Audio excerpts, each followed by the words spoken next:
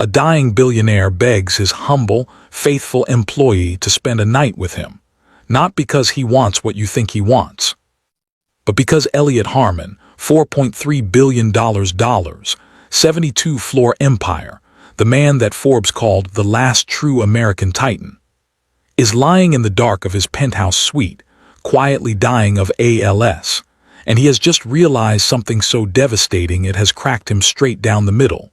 He has not one single person in this world he can fall apart in front of, not one.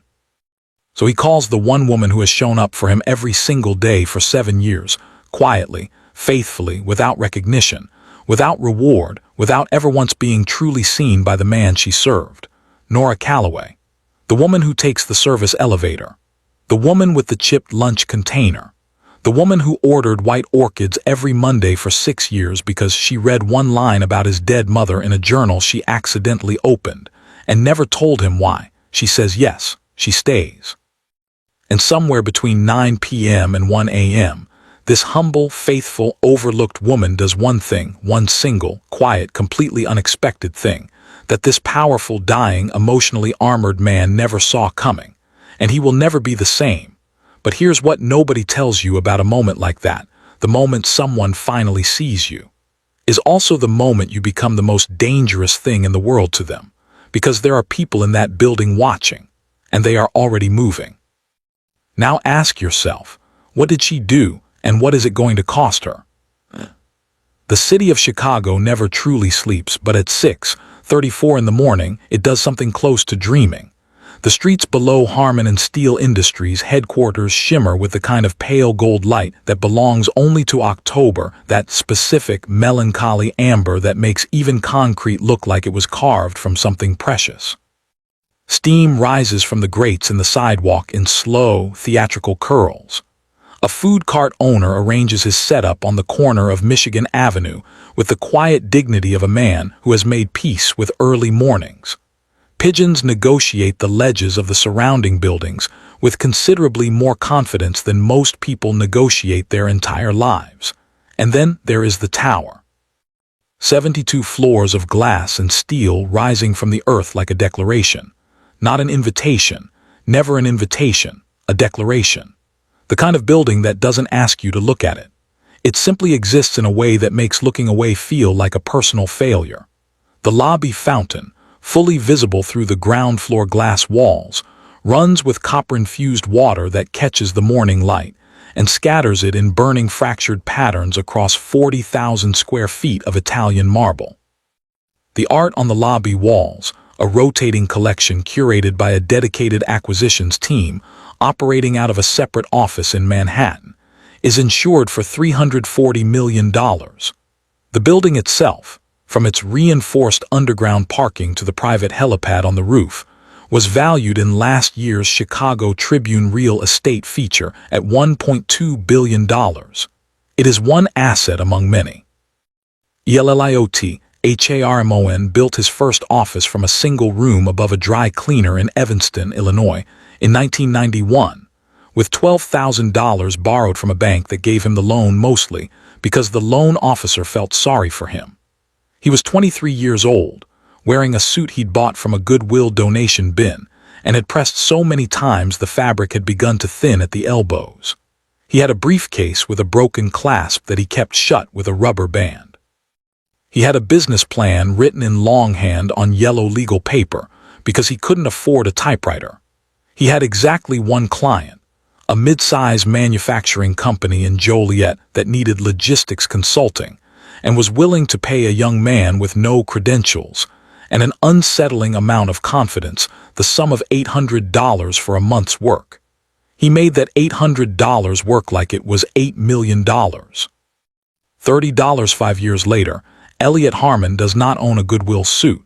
He owns 47 suits, each made to measure by a tailor in London named Edward, who has been cutting cloth for Elliot since 2004.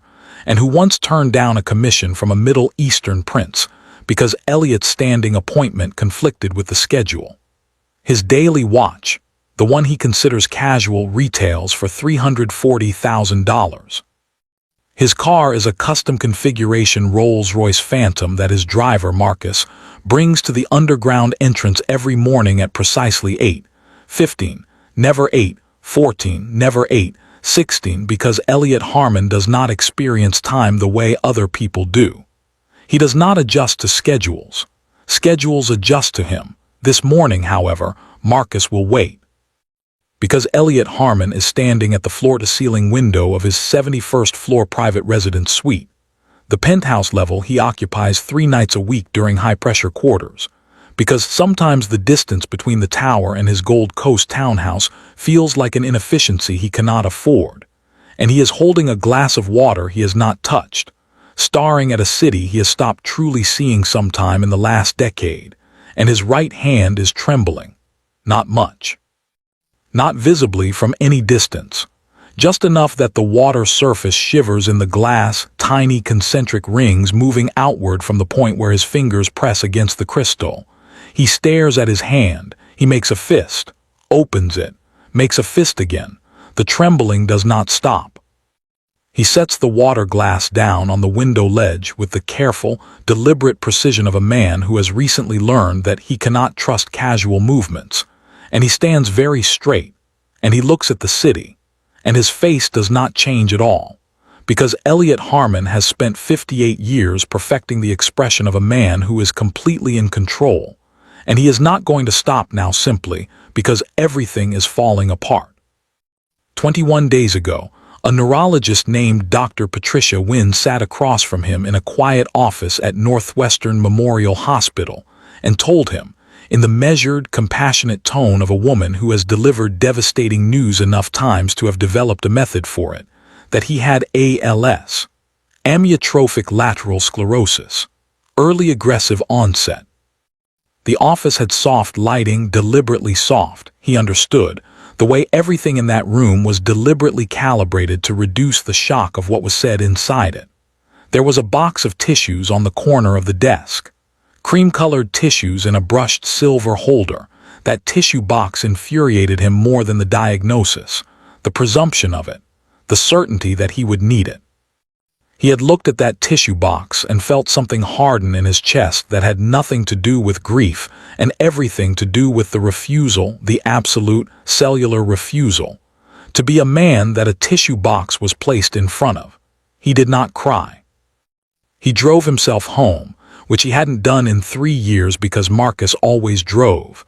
But that evening, he took his own keys from the valet without explanation and drove himself to his Gold Coast townhouse in complete silence. No music, no phone calls. The city sliding past the windows like a film he was no longer a character in. He poured 2 fingers of a bottle of scotch he'd been given as a gift by the Prime Minister of Scotland during a trade summit in 2019. A bottle valued at $4,200, and he sat in the dark living room of his $14 million townhouse, and he did not move for 6 hours. He told no one. Not his personal attorney, Raymond Ashby, who has managed Elliot's legal affairs for 22 years and who considers himself, with some justification, the man who knows Elliot Harmon better than anyone alive. Not his COO, Gerald Cross, his oldest business partner, the man who has sat to his right in every boardroom for 3 decades. Not his personal physician, beyond the specialist referral. Not his daughter Cassidy, especially not Cassidy, who already believed her father was incapable of vulnerability, and who he feared would return, if she returned, not to grieve but to inherit. He told no one. He has been carrying it alone for 21 days when the service elevator opens at 6:47 a.m. and Nora Calloway steps onto the 71st floor. She is 34 years old and she moves through this space the way water moves through a familiar riverbed, not rushing, not hesitating, following channels worn smooth by years of the same careful passage. She is wearing a cream cardigan, the one with the small loose thread at the left cuff, over a pale blue blouse. Her hair is pulled back. She carries a tote bag that contains, among other things, a faded blue lunch container with a chipped lid that she has used for 3 years because it seals perfectly. And she does not believe in disposing of things that still serve their purpose. She takes the service elevator because on her 3rd day of work, 7 years ago, a man named Derek Paulson, VP of Client Relations, told her pleasantly but unambiguously that the main elevators were for guests and executives. She had said thank you. She had meant it, in the way that people who have been taught their whole lives to be grateful for instructions mean it, not sarcastically, not bitterly, but genuinely because it had not yet occurred to her to question it. It occurs to her now, sometimes. On the days when she watches Gerald Cross step into the main elevator with his monogrammed briefcase and his $800 shoes, she thinks about it briefly, the way you think about a small, persistent splinter, aware of it, not quite ready to dig it out. Then she gets in the service elevator and goes to work. Nora's official title is Personal Household Coordinator, and the job description filed with HR in 2017 lists her responsibilities in clean, sanitized corporate language that captures approximately 30% of what she actually does. The remaining 70% exists in the space between what Elliot Harmon needs and what he is willing to ask for, a space that Nora has learned to read with the precision of someone who has spent years studying a language that is never spoken aloud.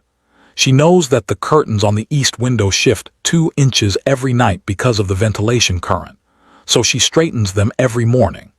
She knows he reads right to left when he's standing, so she places his schedule on the right side of the desk. She knows he cannot start a productive morning if there is a dish in the suite's small kitchen sink, even a single glass, so she checks the sink before she checks anything else. She knows that his late wife Catherine, Cassidy's mother, the first wife, the one he actually loved, used to leave small notes on yellow paper around the house, little observations and jokes and drawings, and that Elliot still keeps a single folded yellow note in the inside pocket of every suit jacket he owns, though Nora has never seen him open any of them. She knows about the orchids.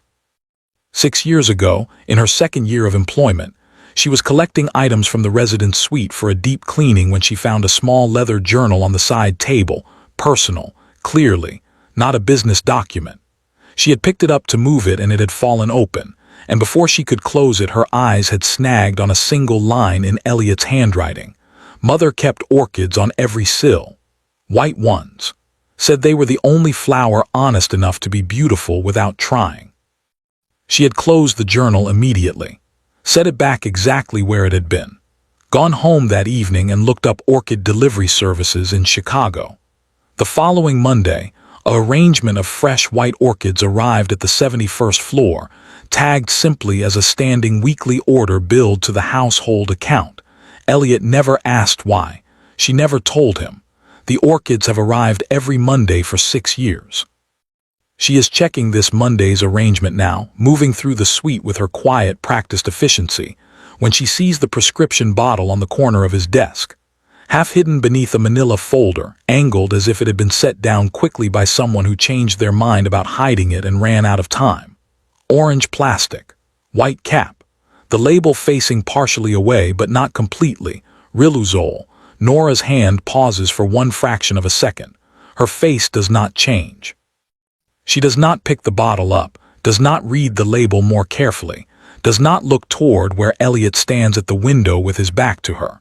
She simply moves the folder aside with 1 finger and repositions the bottle in the clear space beside his water glass, where it will be visible without searching. Then she goes to make his coffee. She does not know what Riluzole is. Not yet. But she has worked for this man for 7 years, and she has never seen a prescription bottle on his desk before, and she noticed she always notices that the water in his glass was trembling when she came in, and that his right hand, when he finally turned from the window and walked to his desk and sat down, moved to the prescription bottle, and then away from it with the particular hesitation of someone deciding, again, not to take something they know they need. She sets his coffee down. Beside it, the morning schedule in her clean handwriting. She picks up her tote bag. Delancey Partners' call has been moved to 3, she says quietly. Mr. Ashby's office confirmed an hour ago. Elliot is looking at his desk, not at her. Fine. She nods, though he isn't looking. She moves toward the service elevator. She passes the bookshelf on the east wall. Her eyes move just briefly, just for a moment, to the framed photograph on the third shelf. The one that has been turned face down for as long as she can remember. She has always wondered about it. She has never touched it, not today. The elevator doors close behind her. Elliot sits alone in the gold morning light of his $4.3 billion empire, and his hand trembles against the edge of his desk. And outside the window, Chicago burns amber and indifferent, and there is no one in the room to see it. There is no one in the room to see it. That is the whole problem. The boardroom on the 58th floor of Harmon and Steele is a room that was designed, very deliberately and at considerable expense, to make people feel small, not obviously, not crudely. The ceiling height, 22 feet, achieves it with architectural elegance. The table, a single piece of book-matched walnut stretching 40 feet across the room, commissioned from a craftsman in Oregon and transported in 3 sections, achieves it with material weight. The chairs are leather and substantial and arranged with mathematical precision, but the chair at the head of the table is positioned on a platform raised exactly 3 inches above floor level. 3 inches. Enough that you feel it without being able to articulate why. Enough that every person sitting in that room understands at some level below conscious thought exactly where power lives in this space.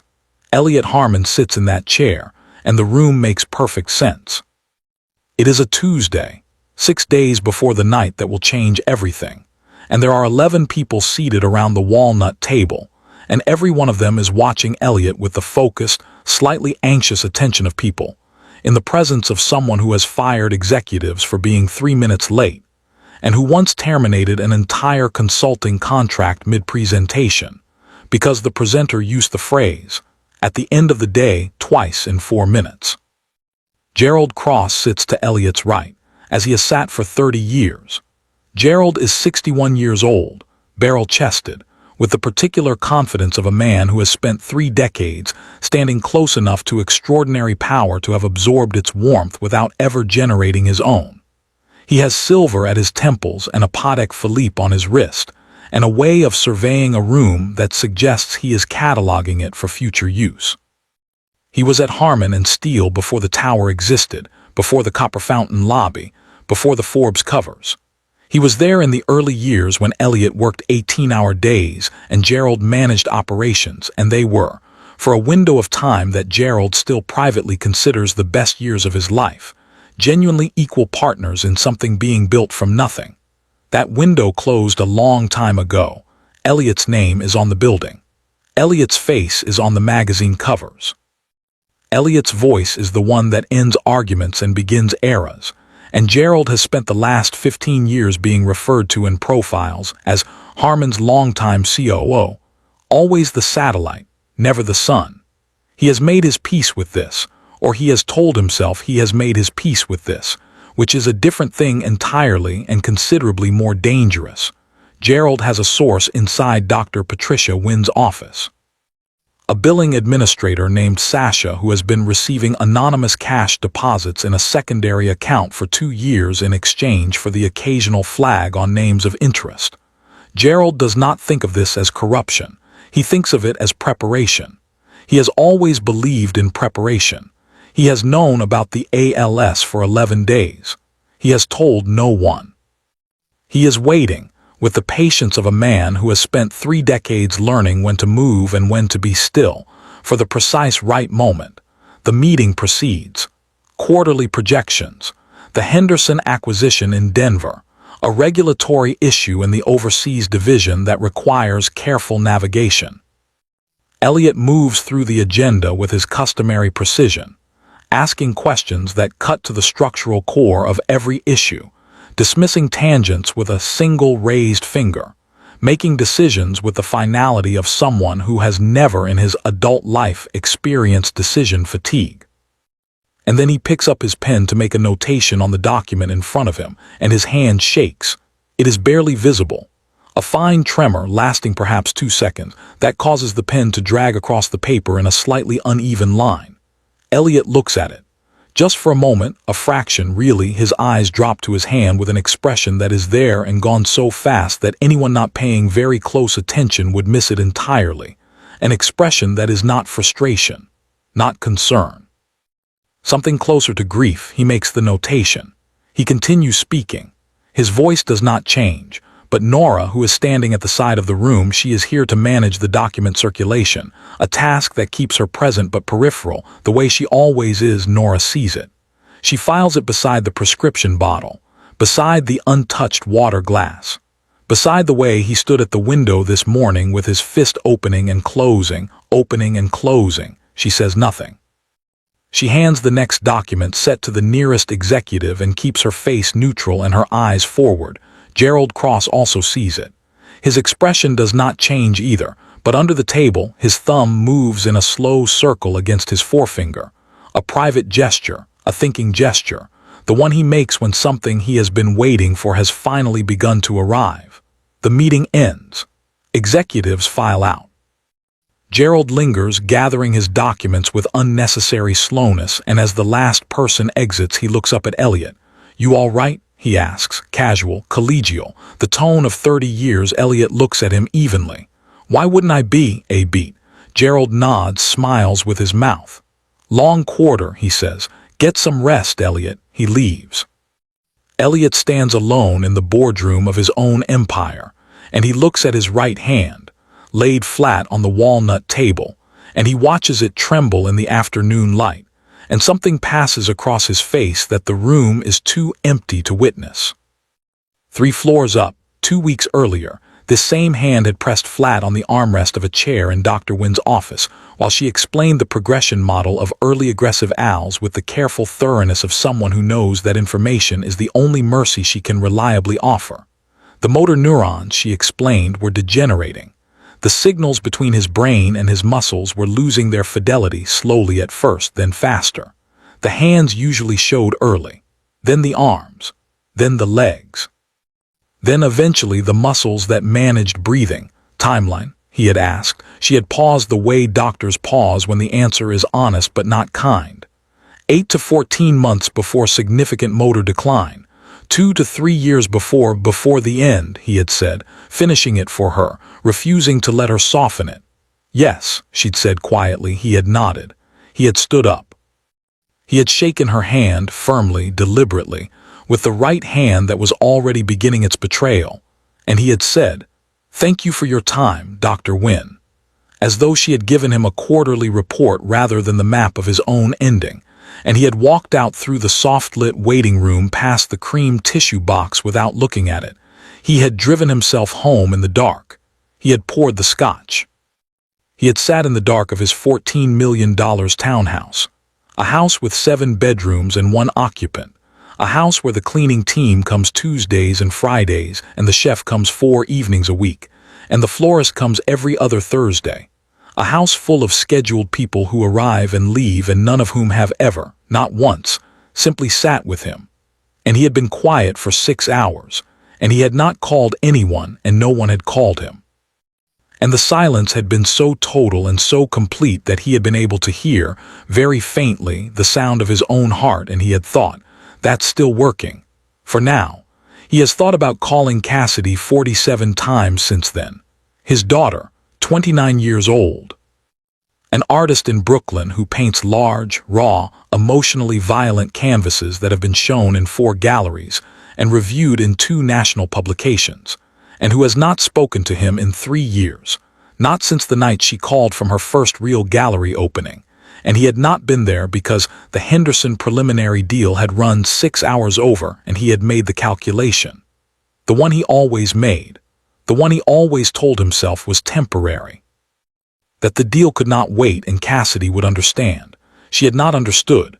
She had sent back his birthday card last year, unopened. The envelope had come back to his office in a larger envelope with no note, no return address, just the original card he'd sent with return to sender written on it in her handwriting he recognized, because it looked exactly like Catherine's, her dead mother's. and that detail had nearly undone him in a way that the ALS diagnosis had not. He has written her 16 text messages since the diagnosis. He has deleted everyone, Nora, who manages his personal accounts and devices through the household coordination portal, and who, he does not know this, has access to his recently deleted messages folder as part of the device management permissions he signed off on in year one without reading the full scope document, has seen the deleted drafts. She has read them without meaning to at first, then with the careful attention of someone watching a man drown from a distance, unsure if she is allowed to throw a rope. She hasn't thrown it, not yet, but she has counted the messages. 16. Each one beginning with some variation of Cassidy, I've been thinking, and ending before it was ever sent, with the cursor blinking in the silence of whatever Elliot couldn't bring himself to say next. She has thought about those messages more than she should. She has thought about a lot of things more than she should, lately, like the way he said good morning to her 3 weeks ago for the first time in 7 years. Not the gruntan nod that usually passes for acknowledgement, but an actual good morning, Nora. Her name, distinct and deliberate, as though he was testing the sound of it. Like the way he looked at her last Thursday when she was leaving, just for a second too long, as though she were something he was trying to remember or trying to solve. She has folded these observations and placed them in the same internal drawer where she keeps everything she notices and doesn't act on, and she has continued arriving at 6:47 and taking the service elevator and straightening the curtains on the east window and placing the schedule on the right side of the desk. Because that is what she does, because she is faithful, because faithfulness is the one thing in her life that has never been complicated. What she does not yet know, cannot know, is that 300 miles away in Brooklyn, in a studio apartment above a Vietnamese restaurant on Atlantic Avenue, her existence has just become extremely relevant to a young woman named Cassidy Harmon, who received a phone call 4 days ago from a blocked number, and a man's voice she didn't recognize, who told her, in exactly 6 sentences, that her father was dying. Cassidy has not called Elliot. She has bought a train ticket to Chicago. And she is arriving Thursday. It is a Thursday, late October.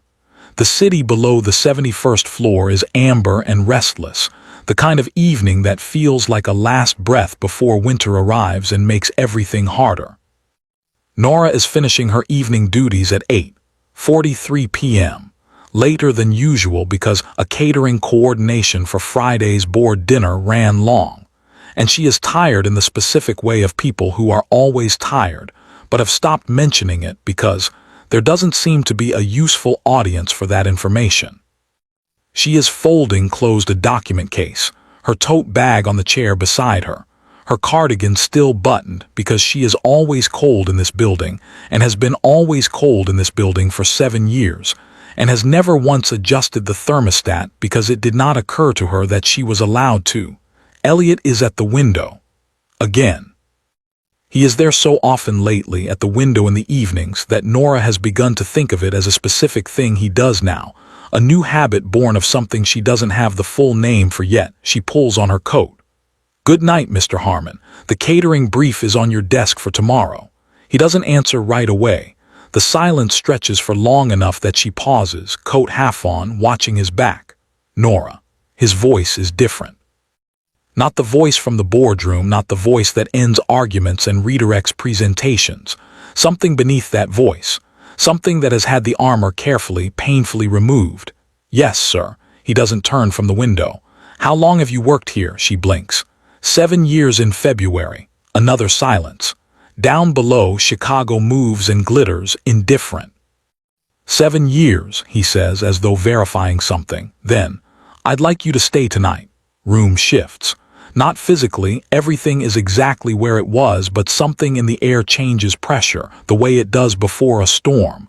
Nora stands very still. She is 34 years old, and she has navigated enough complicated professional situations to know that there is more than one thing those words can mean, and she is a woman who has been underestimated in every room she has ever occupied. And she is not going to misread this, and she is not going to pretend she can't hear every possible frequency in those 5 words. "What do you mean, Mr. Harmon?" calm, direct. No performance in either direction. He turns. And Nora sees something on Elliot Harmon's face that she has never seen in 7 years. Not in boardrooms, not in crises, not in the 20 minutes after the call that killed a $600 million deal in 2021, and he walked back into the suite without a word and sat at his desk and kept working. She has never seen this. He looks afraid, not of her, not of the awkwardness of what he's just said. Afraid the way people are afraid when they've just realized something about their own life that cannot be unfound once it's been found. I don't mean anything inappropriate, he says. His voice is careful and she understands that the care costs him something. I want you to know that clearly. He stops. He looks at his right hand, back at her. I have not had a person sit in the same room with me who wasn't there because I'm paying them or because they want something from me in longer than I can honestly remember. And tonight another stop. Longer. I don't want to be alone. Nora doesn't move. You can say no, he says. You'll still have your job Monday. You have my word. And here is the thing about Nora Calloway that the world of Harmon and steel industries has completely failed to understand in 7 years of having access to her. She is not a simple woman. She is not. As HR once described her in a performance review, she was never meant to see but did. Reliable and unobtrusive. She is a woman of considerable interior complexity who made a choice, very early in her life, to invest that complexity in the service of others, because she watched her mother do it and her mother's mother do it. And she understood at some cellular level that care was the most radical thing a person could practice in a world organized around self-interest. She had a life before this building. She had a year at Northwestern on a partial scholarship, studying literature.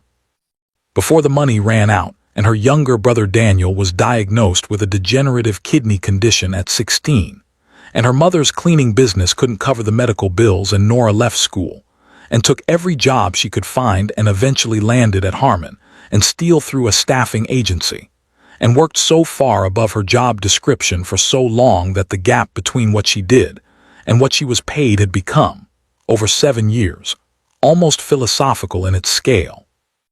Daniel is 26 now. His condition is managed but not cured, managed expensively, managed continuously, managed by a treatment plan that costs $2,300 a month, $1,400 of which comes from Nora's salary, which is why she has a chipped lunch container and 4 cardigans and takes the service elevator without complaint. Not because she doesn't know her worth. Because she knows exactly what her worth is being spent on, and she has decided it is worth it.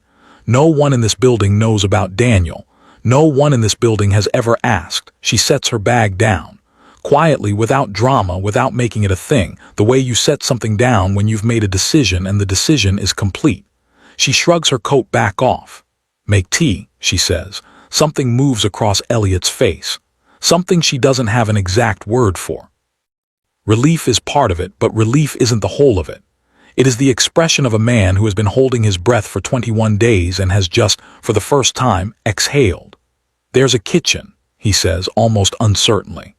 I know where the kitchen is, Mr. Harmon, she says, and something in her voice is not unkind, nothing unkind, but something slightly warmer than professional, something that has been waiting 7 years for a room small enough to fit inside. I've been making your coffee in it for 7 years. He almost smiles, not quite, but almost. Right, he says, of course. She goes to make the tea. He stands in the center of his $4.3 billion life, in his $14,000 suit, in his 72-floor declaration of everything he has built, and he looks at the room, the orchids, the walnut desk, the face-down photograph on the shelf, and for the first time in 21 days, he does not feel like he is standing at the edge of something with nothing behind him. There is someone in the room. That is all. That is everything. The tea is chamomile, because it is the only tea in the 71st floor kitchen that isn't the kind of tea someone selected to impress a guest. Nora found it in the back of the cabinet, behind a row of imported single-estate varieties in silk pouches that have never been opened, and she made 2 mugs without asking if chamomile was acceptable because she was reasonably certain that what Elliot Harmon needed tonight was not a question about tea preferences. She was right. He took the mug. He sat in the leather chair, the old one, the one that doesn't match the rest of the suite's aesthetic because it came from his first real office, and he has moved it with him through every iteration of Harmon and Steele, the one item in his possession that carries actual history. And she sat across from him on the couch she has fluffed 100 times but never sat on, and the city glittered 40 stories below through the floor-to-ceiling glass, and neither of them spoke for a while, and it was not uncomfortable. That was the first surprise, that the silence between them was not uncomfortable. It was 9:14 when she asked, "Do you want music?" He looked at her. "I don't." A pause. "I don't know what I like anymore. I used to know. Now I'm not sure."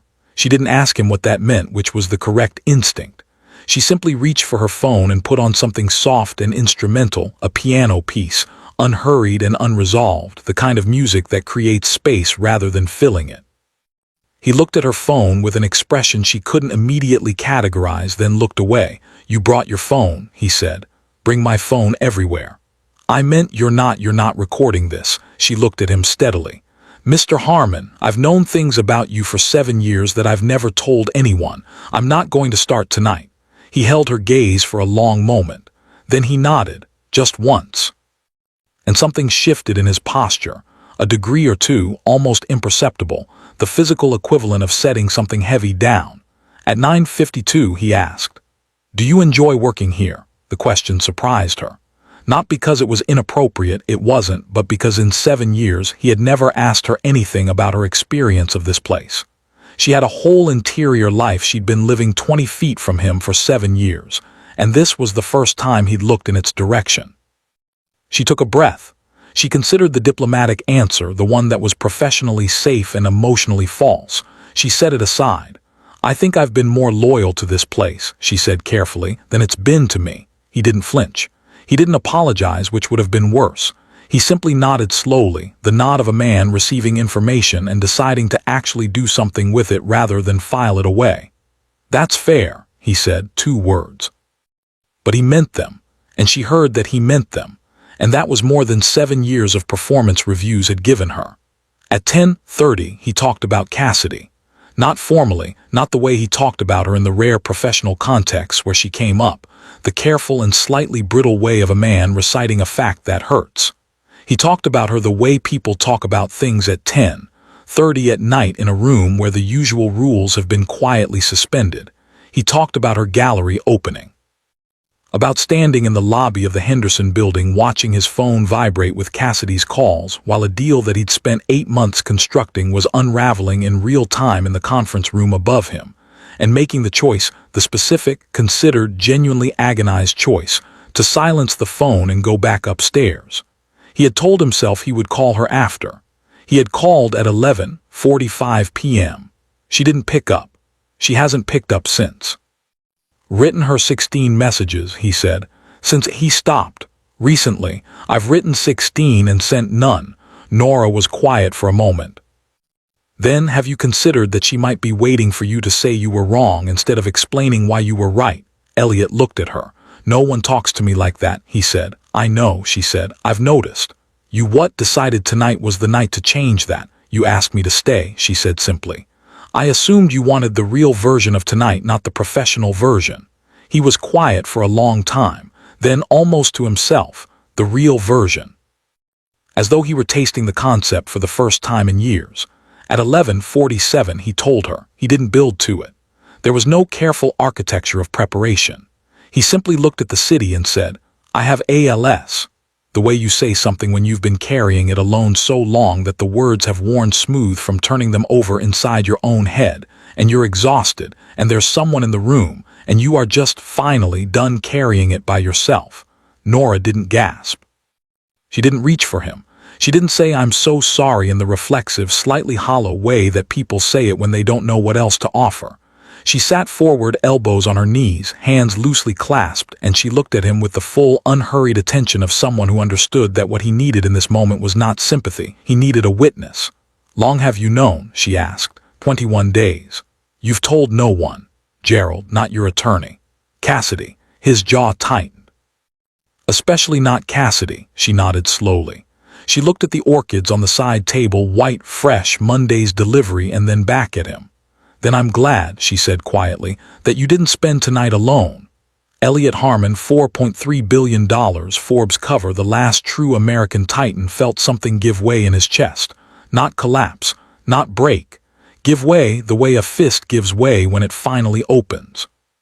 He looked at this woman sitting across from him in her cream cardigan on a couch she'd never allowed herself to sit on before tonight, and something moved through him that he couldn't name and didn't try to. He looked away. He pressed his fingers against his eyes. His shoulders moved once. Nora watched. She did not look away. She let him have it. The whole of it. Every second of the 21 days of silence that came out of him in the span of 30 seconds in a room that was quiet enough to hold it. It's the small things, he said when he could speak again, his voice rougher now, stripped of its polish. Not the grand losses, the hands going first, dropping a pen in front of my entire board, knocking over a glass last week and standing there staring at it for 5 minutes before I could make myself call someone to clean it up. He shook his head. The small things humiliate you first. Nora was quiet for a moment. She looked at the face-down photograph on the shelf, then she stood up. She walked to the bookshelf. He said, "Nora," with a note of warning in his voice, the one he used when something was moving in a direction he hadn't authorized. She picked up the face-down photograph and looked at it. It was a photograph taken at what appeared to be a county fair. The kind of August afternoon photograph that exists in the family archives of people who later become very different from who they were in it. In the photograph, Elliot Harmon was perhaps 30 years old, wearing a plain white t-shirt and laughing, actually laughing, the full, unguarded, unperformed kind, the kind that the man currently sitting in the leather chair behind her appeared to have retired sometime in the intervening decades. On his shoulders, holding his hair in both small fists and laughing with the same mouth, the same eyes, was a girl of about 6, Cassidy. Nora looked at the photograph for a long moment. She could feel Elliot watching her from the chair. She set the photograph back on the shelf, face up, and she did not comment on it, and she did not make it a moment. And somehow the not making it a moment was more devastating than any comment could have been. She walked to his desk. She opened the center drawer and took out a legal pad and a pen. She walked back to the seating area and sat down beside him, not across from him, and she placed the legal pad on the coffee table and looked at him. "Dictate," she said. He looked at the legal pad. "What?" "The message to Cassidy. The one you've written 16 times and never sent. Dictate it to me." She uncapped the pen. "I'll write it. You can decide later what you do with it." Silence was very complete. "You counted," he said. "You delete your drafts, but you don't clear the recently deleted folder, Mr. Harmon." Something happened to his face. Something so unexpected in that particular face that it took Nora a full second to identify it. He laughed. A real one from somewhere low and unpracticed, from somewhere that hadn't been accessed in long enough that the laugh itself seemed surprised to find the exit. It lasted only a few seconds, but it was so entirely genuine and so completely unlike anything she had heard from him in 7 years that something shifted in her chest in response to it, quietly and without her permission. "All right," he said when the laugh had settled. He looked at the legal pad. "All right." He talked, she wrote. He talked for 40 minutes, slowly at first, choosing words with the care of someone who understands that what he is making is something that cannot be unmade once it exists. And then faster, the words finding their own current. He talked about the gallery opening and what actually happened that night. Not the version where the deal justified everything, but the real version where he stood in a lobby at 11:30 at night with a signed term sheet, and a sick feeling that he'd confused what was important with what was urgent again.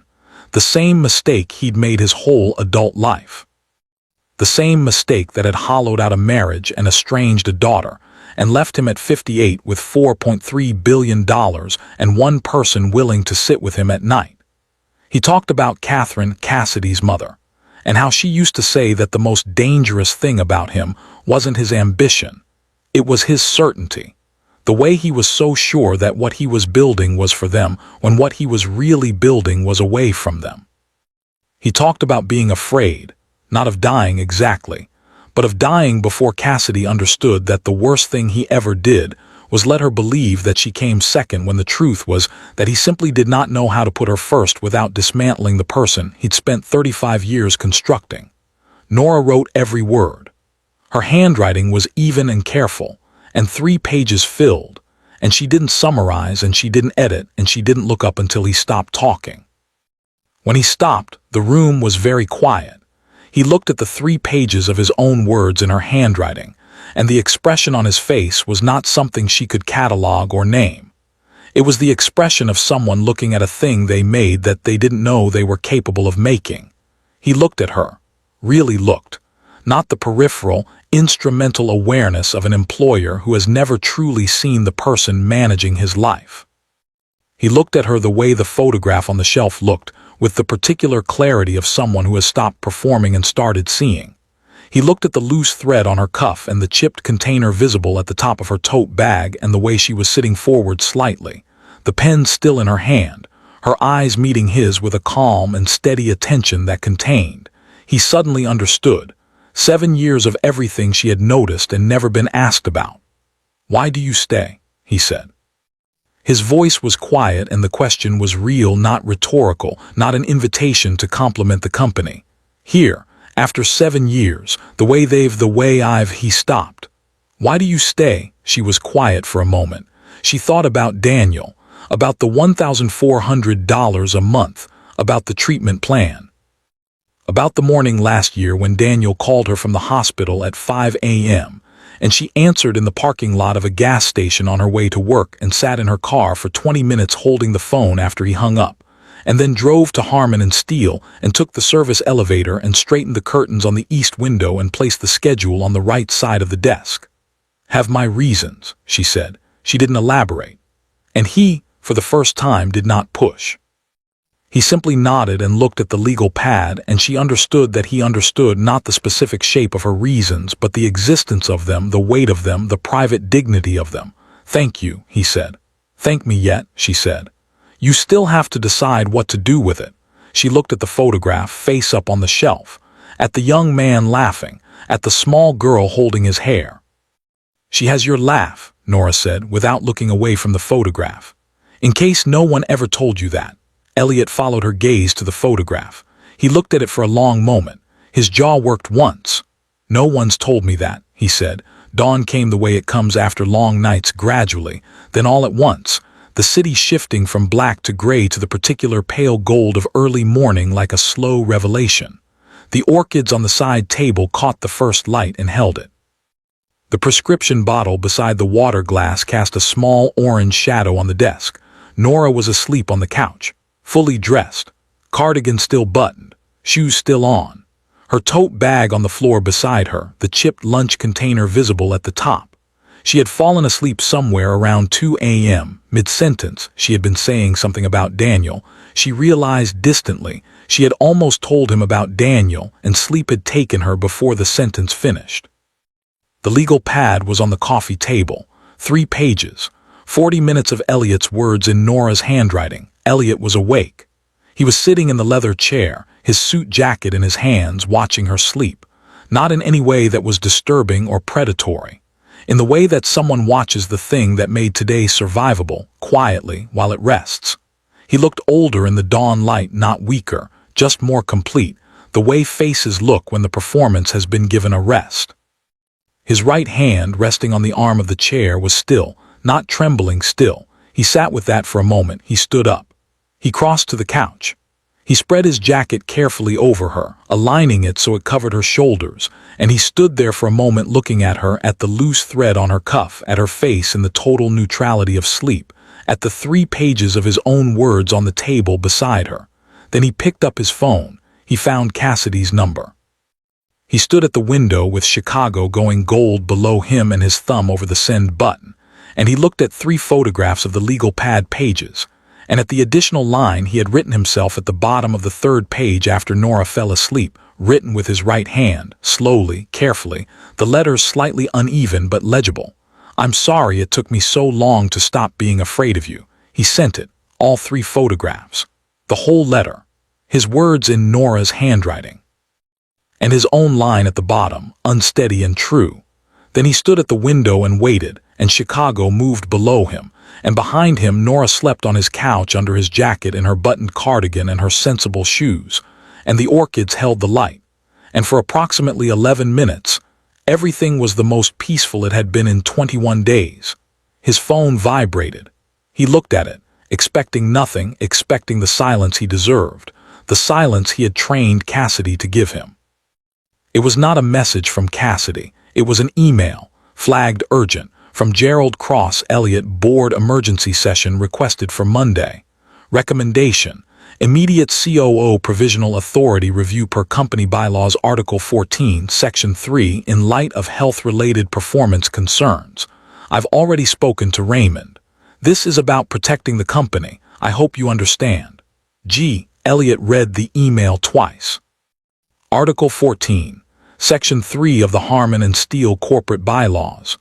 A section that Gerald had helped draft in 2009. A section Elliot had signed without reading it in full because he trusted Gerald, and trust, he was understanding now, is the most expensive thing a person can give another person and the least likely to be insured. Article 14. Section 3 allowed the board to invoke provisional COO authority over company operations in the event that the primary executive demonstrated, and this was the language, documented and witnessed evidence of diminished executive capacity. Gerald had been in the boardroom on Tuesday when the pen shook. Gerald had a source inside Dr. Wynn's office. Gerald had known for 11 days, and he had been preparing for 11 days, and the emergency board session request had gone out at 4:47 a.m., 2 hours before Elliot sent Cassidy the letter, which meant Gerald had not waited to see what happened. He had simply moved, quietly, lethally, in the manner of a man who had spent 30 years learning when to move and when to be still, and had decided that 4:47 a.m. on a Friday morning was the moment. Elliot's hand was very still on the phone. Behind him, Nora slept. He did not wake her. He stood at the window and looked at Chicago and understood, with the particular clarity of a man who has built an empire from nothing and knows exactly what an attack looks like, that the war had begun while he was falling apart and putting himself back together in the same night, and that Gerald had timed it exactly that way. His jaw set. His eyes went to a place that had nothing to do with grief or fear, and everything to do with the expression that had made 23-year-old Elliot Harmon walk into a bank in a Goodwill suit with a rubber-banded briefcase and come out with $12,000 that most people would not have given him. He had built this from nothing before. He would not let Gerald Cross dismantle it. But first, he looked at the couch, at Nora, at his jacket draped over her shoulders. First, there were things he needed to understand. About himself. About what this night had shown him about the life he'd been living. About the woman sleeping on his couch who had written 3 pages of his most honest words and asked for nothing in return, and counted his deleted messages, and turned a photograph face up on a shelf, and said, "I'll make tea," like it was the most natural thing in the world. His phone vibrated again. This time it was Cassidy, not a reply to the letter. A text, 4 words, sent at 6:31 a.m. "I'm already in Chicago." Elliot stared at the message. Cassidy was in Chicago, which meant she'd been on her way before the letter, which meant someone had told her something before he did, which meant the leak from inside Dr. Wynn's office hadn't gone only to Gerald. Someone had told his daughter he was dying, and someone had told her before he could. He looked at Gerald's email, at Cassidy's text, at the legal pad on the coffee table, at Nora's sleeping face. He crossed the room in 5 strides and took the legal pad from the table. He stood looking at Nora's handwriting, at his own words, set down in her careful, even script, and he felt something in the center of his chest that he hadn't felt since Catherine died in a hospital room in 2007, while he was on a call in the hallway that he told himself he had to take. He hadn't had to take it. He had simply not known yet that there was a different kind of man he could choose to be. He was beginning to know. He set the legal pad back down. He let Nora sleep. He went to the kitchen and made coffee badly, because he had never made coffee in his life and Nora had been making it for 7 years and it showed. and he stood at the kitchen counter in the early morning of the most significant night of the last decade of his life, and he thought about what was coming.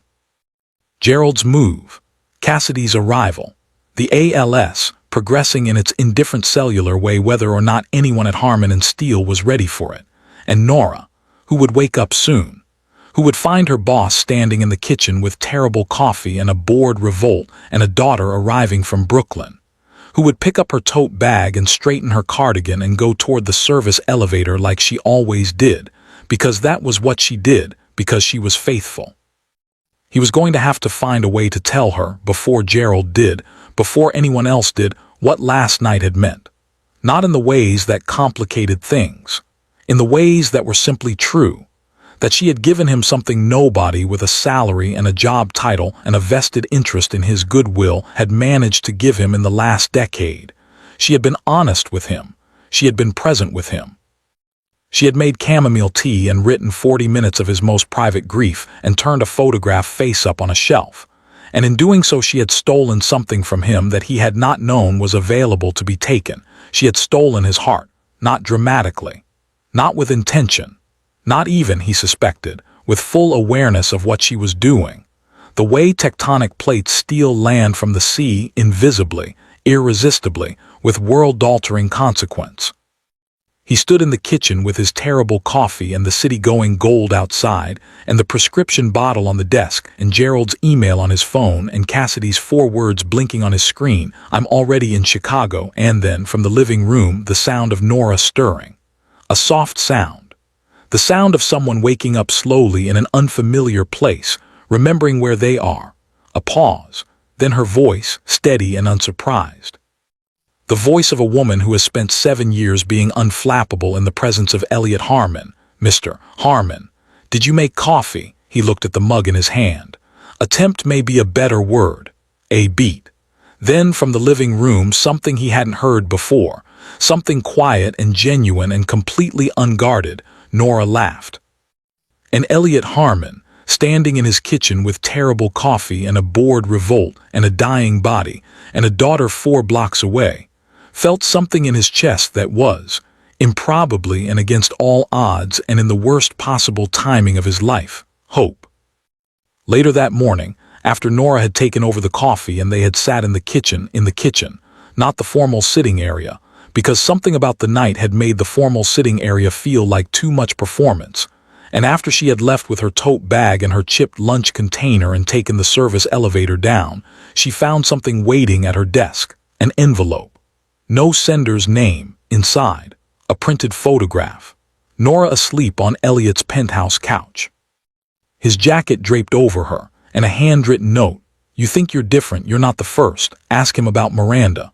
Nora sat very still at her desk. She looked at the photograph, at herself sleeping, at the jacket. She thought about the orchids she'd ordered for 6 years, about the schedule on the right side of the desk, about the service elevator, about 3 pages of a dying man's words in her handwriting, about a photograph turned face up on a shelf, about chamomile tea and a real laugh at 1 a.m. She thought about the way he had looked at her. Her hand was very still. She folded the photograph, placed the note inside it, put it in her bag, and in a voice so quiet it was almost nothing. "Who is Miranda?" Loudspeaker. "This is the moment. If this story just did something to your chest, if you felt Nora, if you felt Elliot, if that envelope made your stomach drop, then you already know this channel is where you belong.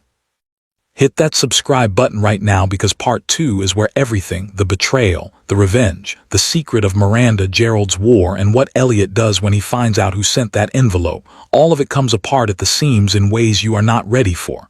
And before you go anywhere, drop a comment. Where are you watching from? Your city, your country, because this story is reaching people everywhere and we want to hear from you. Subscribe, comment, don't miss part 2.